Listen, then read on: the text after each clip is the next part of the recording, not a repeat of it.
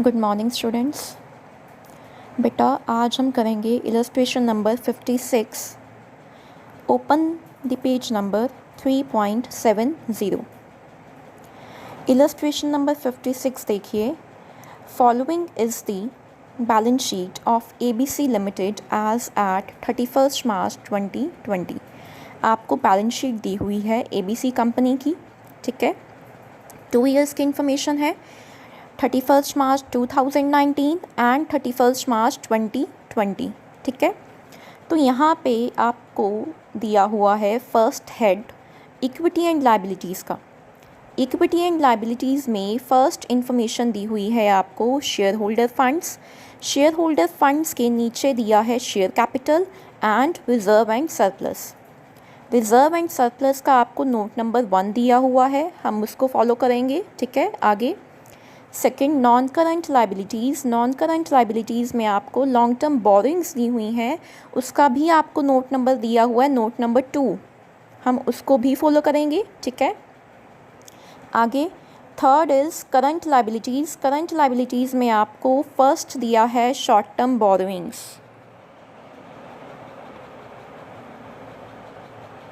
Bracket में लिखा है बैंक ओवरड्राफ्ट। 2019 में आपको बैंक ओवरड्राफ्ट दिया हुआ है 25,000 और 2020 में दिया है 13,600।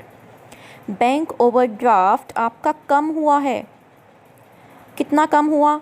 11,400 के साथ। इट मीन्स आपने रीपे किया, रीपेमेंट ऑफ बैंक ओवरड्राफ्ट, ठीक है। ये आपकी फाइनेंसिंग एक्टिविटी है, आप वहाँ पे मेंशन कर दोगे repayment of bank overdraft 11,400 negative में, ठीक है। आगे आपको दिया है ट्रेड पेबल्स। ट्रेड पेबल्स आपको 2019 में दिया है 14,000, 2020 में दिया है 12,000। तो ये भी आपका कम हुआ है 2,000 से। ये क्या हुआ आपका? डिक्रीज़ इन करंट लाइबिलिटी। इसको आप कहाँ पे कंसिडर करोगे? जब आप कैलकुलेट करोगे cash generated from operations under operating activity, आप इसको माइनस करोगे, ठीक है। आगे आपको अदर करंट लाइबिलिटीज़ दी हुई हैं और उसका नोट नंबर भी गिवन है, ये हम आगे देखेंगे। आगे next is short term provisions का भी आपको नोट नंबर दिया हुआ है, ये भी हम आगे देखेंगे क्या लिखा है। नेक्स्ट इज एसेट्स में फर्स्ट है non current assets. Non current assets में आपको दिया है फिक्स्ड एसेट्स, ठीक है। तो फिक्स्ड एसेट्स की इंफॉर्मेशन दी हुई है 2019 में 60,000, 2020 में 50,000। तो आपने इसको कहाँ पे लेना है? आपको इसका अकाउंट मेंटेन करना होगा, फिक्स्ड एसेट अकाउंट, ठीक है। आगे second is current asset. Current asset में देखिए first is current investment. Current investment में आपको 2019 में दिया है 400 और 2020 में दिया है 1,000। इंक्रीज़ इन करंट एसेट कहाँ पे आएगा? जब आप कैलकुलेट करोगे कैश जनरेटेड फ्रॉम ऑपरेशंस, तब आएगा, आप माइनस कर दोगे 600 के साथ। इंक्रीज़ हुई है आपकी करंट एसेट, ठीक है। आगे इन्वेंट्रीज़ में देखिए, इन्वेंट्रीज़ आपको 2019 में दी है 60,000 और 2020 में दी है 70,000। तो ये भी आपकी करंट एसेट इंक्रीज़ हुई है, इसको भी आप क्या करोगे? माइनस करोगे, ठीक है। आगे ट्रेड रिसीवेबल्स आपको दिए हैं 2019 में 20,000 और 2020 में 28,000। ये भी क्या हुआ है? इंक्रीज़ इन करंट एसेट, ये भी माइनस होगा, ठीक है।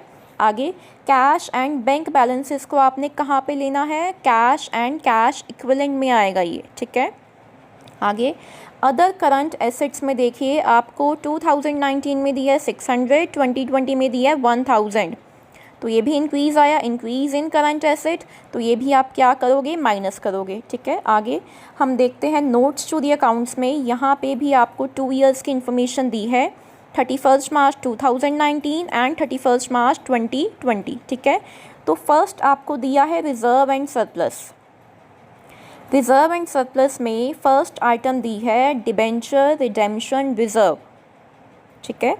2019 में दिया है 4,000, 2020 में दिया है 5,000। इंक्रीज़ हुआ, कितना इंक्रीज़ हुआ? 1,000 का। तो आपने इसको कहाँ पे लेना है? जब आप कैलकुलेट करोगे नेट प्रॉफिट बिफोर टैक्स, आप स्टार्ट करते हो डिफरेंस के साथ ना, difference between the surplus that is balance in statement of profit and loss, आप उसमें प्लस करोगे transfer to debenture redemption reserve कितना 1000। ठीक है, आगे आपको सरप्लस दिया है 2019 में दिया है 2000 और 2020 में दिया है 2400, तो डिफरेंस आ जाएगा क्लोजिंग माइनस ओपनिंग, कितना आ जाएगा डिफरेंस 400 का। ठीक है, आगे सेकंड पॉइंट देखिए, लॉन्ग टर्म बोरिंग्स आपको दी हैं, इसमें आपको 15% डिबेंचर्स दिए हैं, 2019 में है 12,000, 2020 में है 13,000, तो ये क्या हुए, इंक्रीज़ हुए ना। तो ये क्या है आपका इशू ऑफ डिबेंचर्स, कितना 1000, कहाँ पे आएगा, अंडर फाइनेंसिंग एक्टिविटी। ठीक है, आगे लोन फ्रॉम बैंक आपको 2019 में नील दिया है, 2020 में 10,000 दिया है, इसका क्या मतलब कि आपने लोन रेज़ किया है बैंक से, ये भी आप कहाँ पे लोगे, फाइनेंसिंग एक्टिविटी में जाएगा ये भी आपका। ठीक है, आगे अदर करंट लाइबिलिटीज़ में देखिए डिविडेंड पेबल आपको दिए हुआ है और डिविडेंड पेबल के बैलेंसेस भी दिए हुए हैं। अगर आपको याद हो हमने पीछे एक इलस्ट्रेशन की थी और मैंने आपको बताया था जब हमें डिविडेंड पेबल की इन्फॉर्मेशन दी होगी तो हमने उसका अकाउंट मेंटेन करना है, डिविडेंड पेबल अकाउंट। ठीक है, आगे आपको दिया है provision for tax, provision for tax आपको दिया है 2019 में कितना 6000 और 2020 में कितना 8400। तो मैंने आपको ये भी बताया हुआ है कि जो प्रोविज़न फॉर टैक्स है प्रीवियस ईयर का हमने क्या अज्यूम कर लेना है कि हमने टैक्स पे कर दिया, तो आप क्या करोगे, इनकम टैक्स माइनस करोगे, किस में से, from the cash generated from operations की जो फिगर आएगी आपने उसमें से माइनस करना है इनकम टैक्स पेड। माइनस करने के बाद आपके पास जो फिगर आएगी वो क्या आएगा, cash flow from operating activities. ठीक है, आगे आपको नोट दिया है, क्या लिखा है वहाँ पे, proposed dividend for the year ended 31 March 2019 and 2020 are 11,600 and 10,600 respectively. तो प्रीवियस ईयर का हम लेते हैं, हमें प्रीवियस ईयर का कितना दिया है 11,600, तो ये हमने कहाँ पे लेना है, जब हमने कैलकुलेट करना है नेट प्रॉफिट बिफोर टैक्स। ठीक है, आगे नेक्स्ट इज़ एडिशनल इन्फॉर्मेशन देखिए, interest paid on debenture 1800, interest paid on debenture आपका क्या है, आपका ये नॉन ऑपरेटिंग एक्सपेंस है। ठीक है, तो ये आप कहाँ पे लोगे, जब आप कैलकुलेट करोगे operating profit before working capital changes तो आपने नेट प्रॉफिट बिफोर टैक्स में प्लस करना होता है non cash and non operating expenses. तो इंटरेस्ट पेड ऑन डिबेंचर्स आपके क्या है, नॉन ऑपरेटिंग एक्सपेंस है, तो आपने ये प्लस करना है। और ये कहाँ पे जाएगा, और ये जाएगा आपकी फाइनेंसिंग एक्टिविटी का भी ये पार्ट है, इंटरेस्ट पेड ऑन डिबेंचर्स, आपने डिबेंचर्स के ऊपर इंटरेस्ट पे किया, फाइनेंसिंग एक्टिविटी में आप 1800 क्या कर दोगे, माइनस कर दोगे। ठीक है, आगे depreciation charge during the year was 8000, तो डेप्रीसिएशन आपका क्या है, नॉन कैश एक्सपेंस है, इसको भी आपने प्लस करना है। ठीक है, आगे 1000 equity shares of ₹10 each were issued on 31 March 2020, share issue expenses incurred 1000 which were written off from statement of profit and loss। अब देखिए शेयर इशू एक्सपेंस भी आपका कौन सा एक्सपेंस होता है, नॉन ऑपरेटिंग एक्सपेंस होता है, तो आपने इसको भी प्लस कर देना है नेट प्रॉफिट बिफोर टैक्स में। ठीक है, उसके बाद ये और कहाँ पे जाएगा, शेयर इशू एक्सपेंस आपकी ये फाइनेंसिंग एक्टिविटी है। ठीक है, तो वहाँ पे भी चला जाएगा, शेयर इशू एक्सपेंस आपने 1000 माइनस कर देना है। ठीक है, और ये शेयर इशू एक्सपेंस मैंने नेट प्रॉफिट बिफोर टैक्स में प्लस क्यों किया, क्योंकि मुझे बोला हुआ है कि मैंने शेयर इशू एक्सपेंस को राइट ऑफ किया है, और वो राइट ऑफ कहाँ से किया है, statement of profit and loss से किया है, इसलिए मैंने शेयर इशू एक्सपेंस को मैंने नॉन ऑपरेटिंग एक्सपेंस ट्रीट किया। ठीक है, अगर मुझे ये चीज़ नहीं बोलनी होती कि मैंने right of profit and loss से किया है, तो मैंने शेयर इशू एक्सपेंस को यहाँ पे नेट प्रॉफिट बिफोर टैक्स में प्लस नहीं करना था। ठीक है। हमने पीछे मैंने आपको बताया भी था कि शेयर इशू एक्सपेंस को मैं राइट ऑफ कैसे कर सकती हूँ। या तो मुझे क्वेश्चन में सिक्योरिटी प्रीमियम रिजर्व का बैलेंस दिया होता तो मैं वहाँ से भी राइट ऑफ कर सकती हूँ। अगर मुझे सिक्योरिटी प्रीमियम रिजर्व का बैलेंस नहीं दिया हुआ, उस केस में सेकंड ऑप्शन है कौन सी, प्रॉफिट एंड लॉस। ठीक है। तो अब इस क्वेश्चन में मुझे बताया हुआ है कि मैंने शेयर इशू एक्सपेंस को राइट ऑफ किया है प्रॉफिट एंड लॉस से, इसलिए मैंने इसको ट्रीट किया नॉन ऑपरेटिंग एक्सपेंस और मैंने प्लस किया नेट प्रॉफिट बिफोर टैक्स में कैलकुलेट करने के लिए operating profit before working capital changes. ठीक है। आगे आपने प्रिपेयर करना है कैश फ्लो स्टेटमेंट। ठीक है। तो हम बनाना स्टार्ट करते हैं। सबसे पहले हमें क्वेश्चन स्टार्ट करने के लिए हमें चाहिए नेट प्रॉफिट बिफोर टैक्स, वो हमें नहीं दिया हुआ तो वो हमने कैलकुलेट करना है। तो वो कैलकुलेट करने के लिए मुझे सबसे पहले चाहिए सरप्लस। तो सरप्लस का मैंने आपको अभी डिफरेंस निकाल के दिया था, मेरे पास डिफरेंस आया था 400। ठीक है।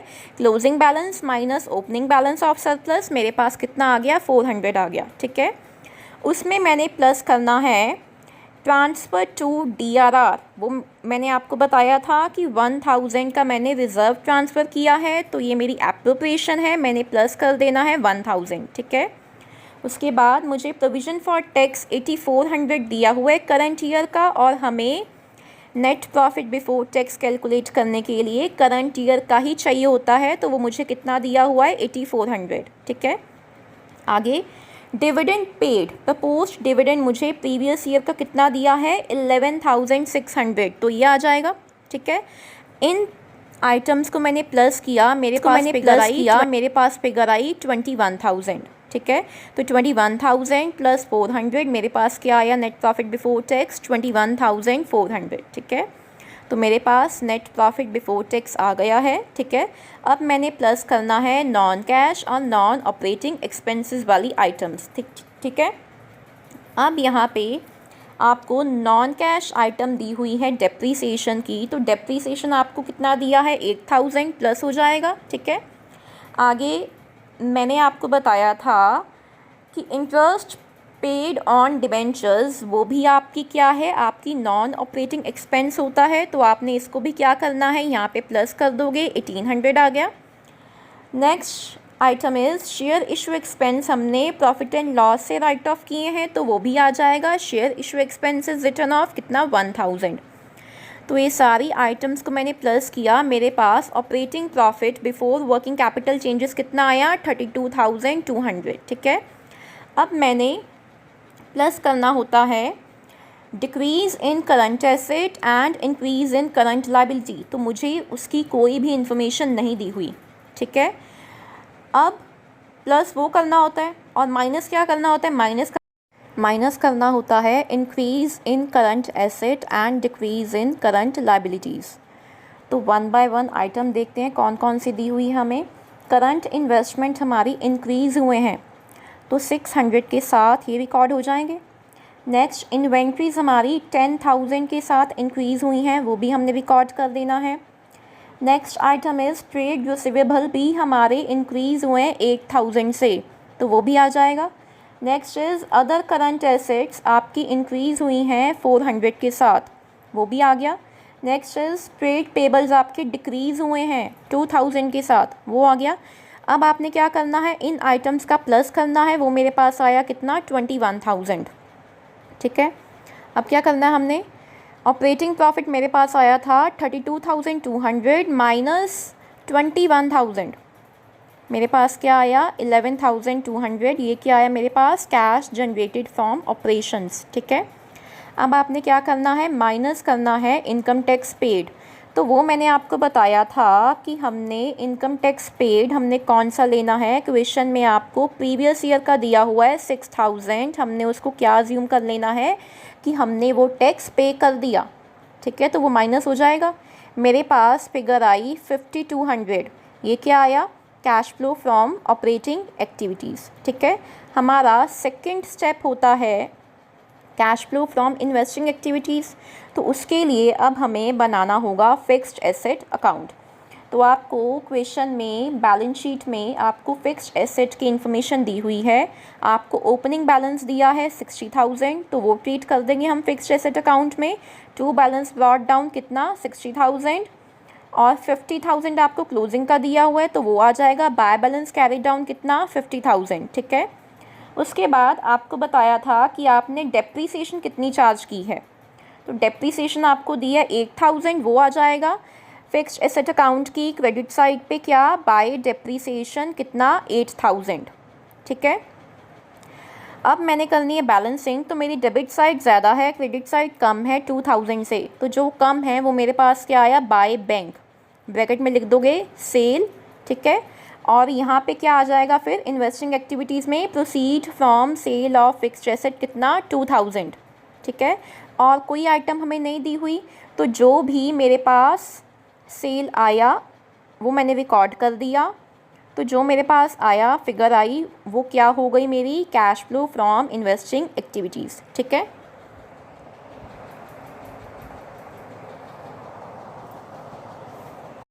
नेक्स्ट बेटा, अब आपने करना है third step cash flow from financing activities. ठीक है, तो वो देखते हैं अब हम। यहाँ पे आपको दिया है एडिशनल इन्फॉर्मेशन में थर्ड पॉइंट देखिए, 1,000 equity shares of ₹10 each were issued on 31 March 2020। ठीक है, तो यहाँ पे भी आपको लिखा है कि हमने 1,000 इक्विटी शेयर्स इशू किए हैं, एक शेयर 10 का है तो 10,000 हो गए इक्विटी शेयर्स, यहाँ पे भी आपको इन्फॉर्मेशन दी हुई है।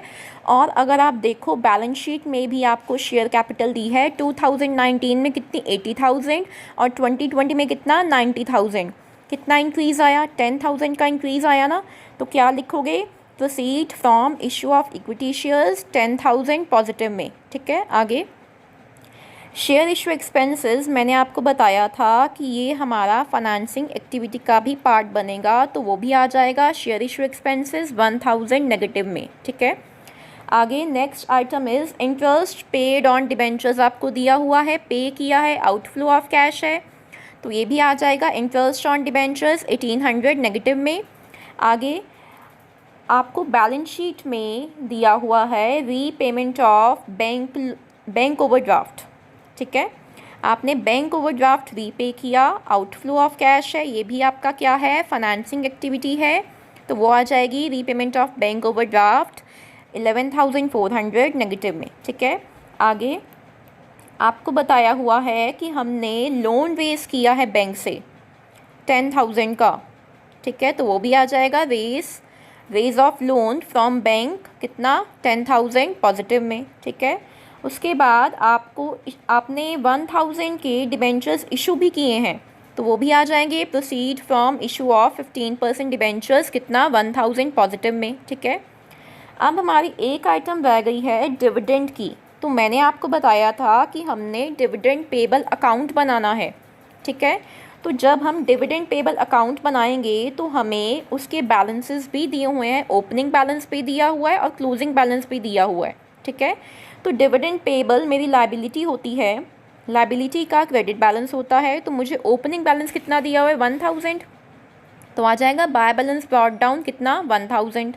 ठीक है, और कैरिड डाउन मुझे दिया हुआ है, क्लोजिंग बैलेंस दिया हुआ है मुझे 1,600 का, तो वो आ जाएगा डिविडेंड पेबल अकाउंट की डेबिट साइड पे टू बैलेंस कैरिड डाउन कितना 1,600। ठीक है, उसके बाद क्रेडिट साइड पे एक और हमने ट्रीटमेंट की थी, हमने नेट प्रॉफिट बिफोर टैक्स में एप्रोप्रिएशन में ऐड किया था प्रपोज्ड डिविडेंड, तो वो आ जाएगा डिविडेंड पेबल अकाउंट की क्रेडिट साइड पे by surplus that is balance in statement of profit and loss account कितना 11,600। ठीक है, अब हमने करनी है इस अकाउंट की बैलेंसिंग, तो बेटा क्रेडिट साइड का टोटल आ रहा है 12,600 और डेबिट साइड का टोटल आपका 11,000 से कम आ रहा है, तो जितना कम आ रहा है उतना आपने क्या किया है डिविडेंड पे किया है, तो क्या लिख दोगे टू बैंक अकाउंट ब्रैकेट में डिविडेंड पेड। ठीक है, और हमने डिविडेंड पे किया है, आउटफ्लो ऑफ कैश है, फाइनेंसिंग एक्टिविटी में आ जाएगा डिविडेंड पेड कितना 11,000 नेगेटिव में। ठीक है, अब आपने क्या करना है इनफ्लो वाली आइटम्स प्लस करनी है आउटफ्लो वाली आइटम्स प्लस करनी है, ठीक है। अगर आपका आउटफ्लो ज़्यादा है, इनफ्लो कम है, तो आपका नेगेटिव में आएगा। तो अब यहाँ पे आपका नेगेटिव में आ रहा है 4200। तो क्या लिखोगे आप यहाँ पे? Cash used in financing activities, ठीक है। हमारा अब नेक्स्ट स्टेप है net increase in cash and bank balances, ठीक है। तो यहाँ पे अब आपने क्या करना है, अपनी तीनों एक्टिविटीज़ का आपने प्लस करना है, ठीक है। तो आपको यहाँ पे ऑपरेटिंग एक्टिविटी का कैश फ्लो कितना दिया हुआ है 5200, वो लेना है, प्लस इन्वेस्टिंग एक्टिविटीज़ का 2000, प्लस फाइनेंसिंग एक्टिविटीज़ का आपको 4200 माइनस में दिया हुआ है। तो ये सारा प्लस माइनस करने के बाद आपके पास net increase in cash and bank balances कितना आया? 3000 आया, ठीक है। अब आपने उसमें प्लस करना है ओपनिंग बैलेंस किसका? कैश एंड बैंक का। तो वो आपको दिया हुआ है क्वेश्चन में 3000। ये प्लस करने के बाद आपके पास क्या आया? 6000 आया फिगर, ठीक है। वो क्या आया आपका? क्लोजिंग बैलेंस किसका? कैश एंड बैंक का। अब आप चेक कर सकते हो क्वेश्चन में भी आपको क्लोजिंग बैलेंस कितना दिया हुआ है? 6000 दिया हुआ है, मैच कर रहा है, इट मीन्स आपका क्वेश्चन करेक्ट है, ठीक है।